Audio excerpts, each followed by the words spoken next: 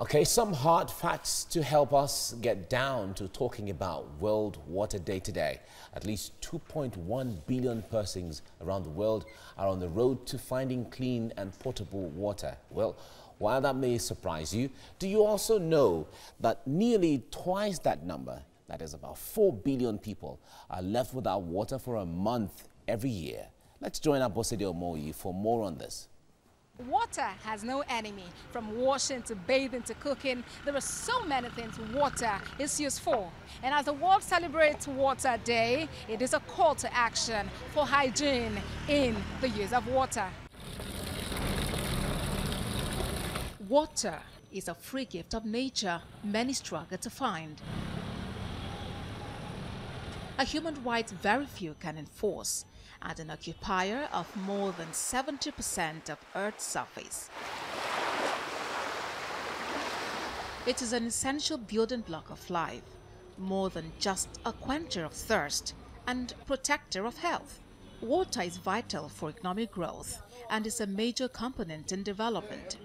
Identifying its place in the lives of people, the United Nations in 2010 recognized the right to safe and clean drinking water and sanitation as a human right that is essential for the full enjoyment of life and all human rights, and designated March the 22nd as World Water Day. But 9 years after, statistics from the United Nations show that for nearly at least 2.1 billion people around the world, clean and potable water remains a long walk. More than 700 children under 5 years of age die every day from diarrhea linked to unsafe water and poor sanitation. Over 800 women die every day from complications in pregnancy and childbirth. For the 68.5 million people who have been forced to flee their homes, accessing safe water services is highly problematic. 700 million people worldwide could be displaced by intense water scarcity by the year 2030. Adopting the theme Leaving No One Behind for the 2019 World Water Day, several cities around the world are in the spotlight to address this need. Well, I have joining me now a medical doctor and team lead of the health team of Carrington Youth Fellowship Initiative of the United States Consulate, Yusuf Shitu. Thank you for joining us on TVC Breakfast. My pleasure, always. Now, about 63 million Nigerians are said not to have access to potable water, and with the theme, Leave No One Behind, is Nigeria ready, from what you have seen, to leave no one behind in terms of access to potable water? I don't think we're ready, quite frankly, to leave no one behind, because we still have a lot of underserved communities that are, that really facing this brunt of lack of access to water. It doesn't just affect the rural communities, even in urban areas. Yeah. How many of us at home can actually drink our tap water? That's one question that we should ask ourselves. Many people have to depend on sachet water, just to survive, to get by. And many people have to depend on water peddlers, meruwas, so to say. So does that mean that the 2030 target for everyone, saying that everyone should have access to water, is not feasible?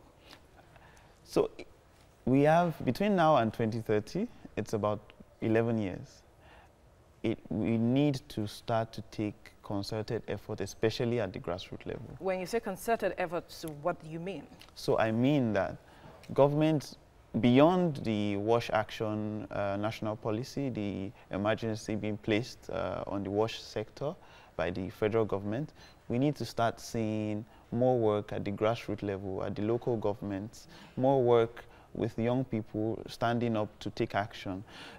Beyond this problem of access, there's also the problem of water purification or whatnot. So if we have means by which people can purify their water from the home level, then they can reduce their chances of coming down with waterborne diseases, the problems with hard water in some areas and all of that.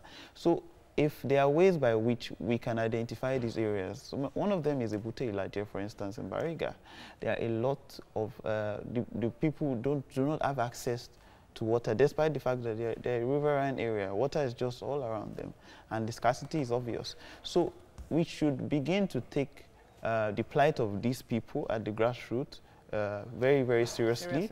Yes, and then they should be in the plan for government. Government should increase. Speaking of plight, who are those that are really affected by issues when it comes to water? So you find children under 5, you find women, you find girls, you know, really affected by this problem of lack of access, because they easily come down with waterborne diseases. Aside that, it's, you know, girls, when they menstruate, it's usually an issue when there's no water. You find that people are defecating openly because they don't have, you know, even if there are toilet facilities, do they have water to maintain those toilet facilities? So they're rather defecating into the open, and that increases the chances of everyone coming down with All right, diseases. so Dr. Yusuf Shitu, thank you for your time on TVC Breakfast.